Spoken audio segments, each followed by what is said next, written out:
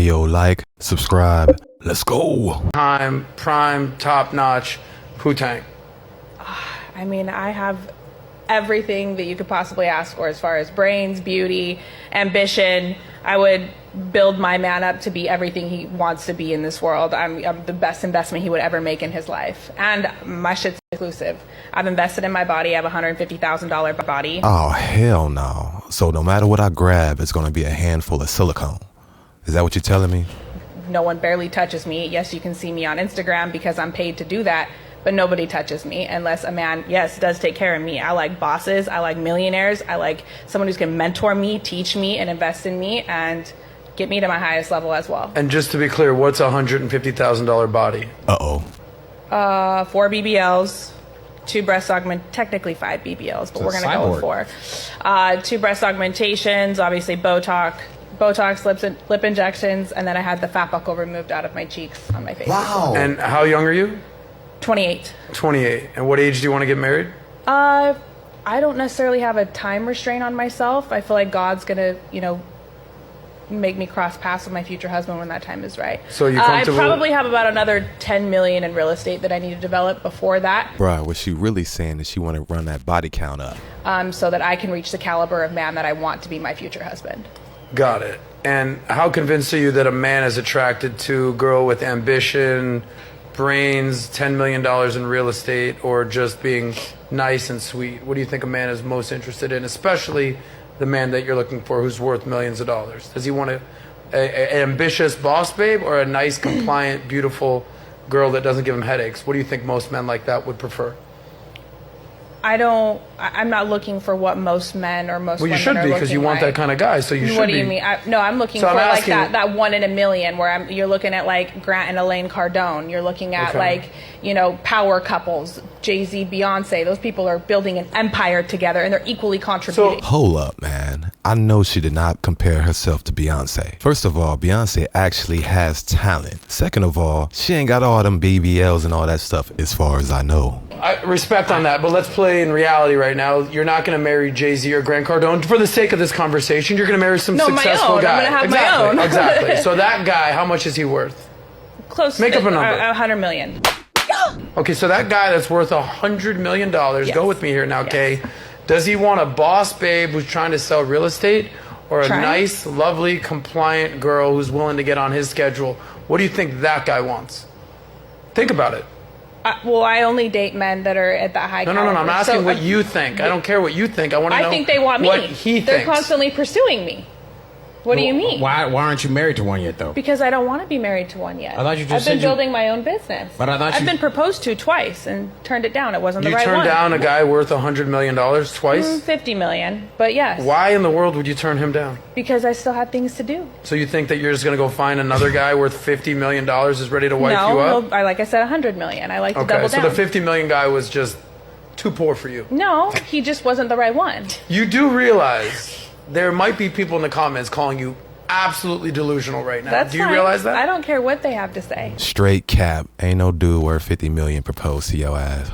Hashtag Passport Bros is not so much an identity, a collective of people who have decided that they are going to flee the United States and find wives. It's more an ideology. And that's where it becomes concerning, because the men are flocking to this ideology, and the connection is not a genuine desire for love and companionship. The connection is disdain, distaste, malice toward American Black women. And so it begins. I was just reading about how effectively the manosphere generally, and Passport Bros in particular, are able to utilize memes. They speak to each other in memes, written memes and visual memes. We see them over and over and over again, and people are internalizing these ideas and not necessarily connecting these ideas to hashtag Passport Bros, but connecting these ideas explicitly to how loud, ratchet, ghetto, masculine Black women are. And that stuff extends beyond interpersonal relationships. You forgot tattoos, 2-inch eyelashes, and sweaty lace fronts, ma'am. That stuff is not about, oh, they don't want to marry me or date me. When we see the reiteration time and time again of this stuff about Black women, my concern is not, oh, don't go. Please go.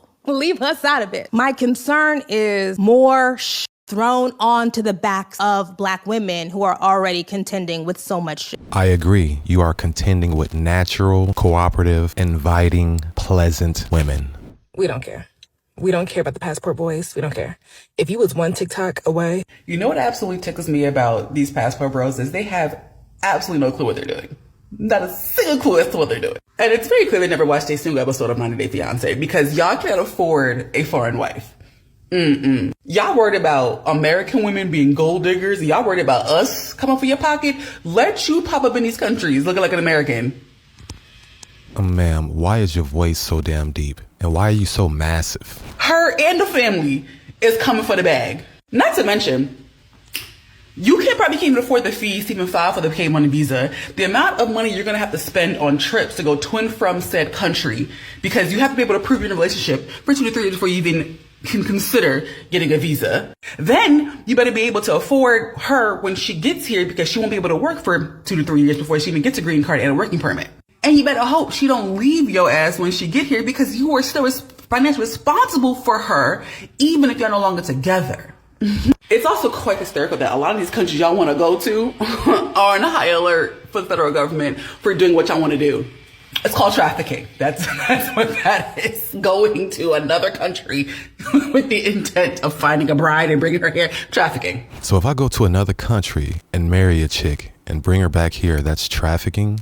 If that's the case, Caucasian men been doing this for decades, going to Asia, going to Philippines and bringing wives over.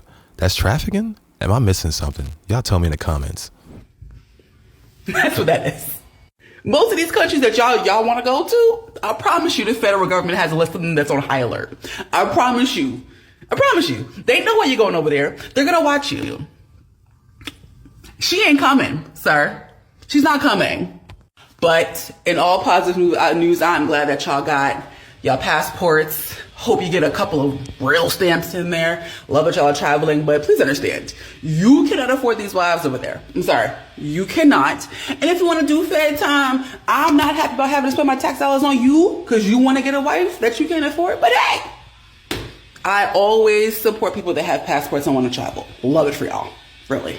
So am I supposed to feel sorry for the passport bros because they're getting in trouble abroad? No, you're supposed to feel embarrassed that you care this much. You're supposed to feel slightly exposed at the fact that you made this video letting us all know how upset that you are that they left. You're supposed to feel slightly embarrassed that if you are born female, some would call you attractive and you still didn't manage to land one. You're supposed to feel out of touch with your feminine side and not being able to just say, I'm sorry, will you please come back because I don't want you to leave. You're supposed to feel oddly masculine at the fact that you beating your chest like you don't care and you so cold-hearted like that's an attractive characteristic. The better question is not what we feel like you should feel like, but what do you feel like? You sound like you should feel slightly ridiculed at the fact that you done made the same video as other bitter women and now you know that ratio finna come for your ass. Moral of the story, we can't tell you what you feel, but we can tell you what you look like. Did you say I should be embarrassed? For what? See, you guys, you really truly show how ignorant you are. It really shows that you only been in the US and you haven't really traveled anywhere else. It shows that you are not aware of other people's culture. You have zero respect of other people's culture. You think you could wear an American passport and just go anywhere? Yeah, I'm gonna find. No, sir. That's not how it works. I made that video as a warning. It was never to demean passport bros. I grew up in Africa. I've seen white men do this for years, for generations. The only difference between passport bros and white men is white men don't go on social media and bash their women. That's the only issue that I have. You don't need to disrespect a black woman for you to go find another woman in some other countries. That's the only issue. I can care less who you marry. Who you marry has no effect on me. It doesn't stop my finances. It doesn't stop my peace. And beg them to come back. If I want a husband, anybody, I could just travel back home and I'll be married. I'm not pressed with the passport bros. Oh, and if you worry about how I look like, baby, I look just fine. Makeup, no makeup, bold, hair, you name it, I am fine. Okay? Go get your hair twisted. Okay, let's talk about passport bros. Here's the first thing you need to know about these walnuts. Have you noticed that the ones who are chanting passport bros are the same ones that are also chanting about how they don't want to pay for dates? They basically want you to believe that they can't afford dinner, but they can afford a passport and a flight out of the country. Second of all, they're in for a rude awakening, and I'm kind of here for it. We all know that the bar is in literal hell in the United States, and they are going to find that when they leave the United States, that women's standards are actually higher. So the only women they'll be getting are the ones that they're paying for, or women from impoverished areas that are desperate. And if you're thinking, damn, that sounds predatory, you would be right.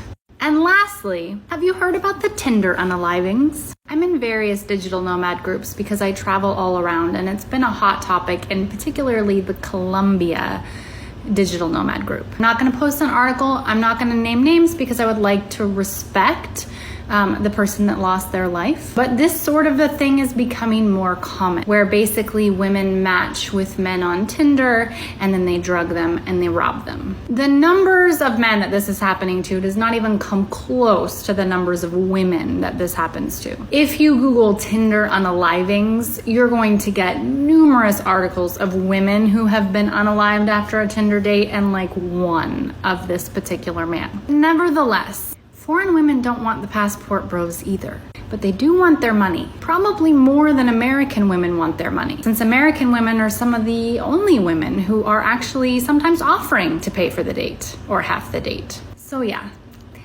ignore them. This will work itself out. These are the dying gasps of a genetic line that has no future.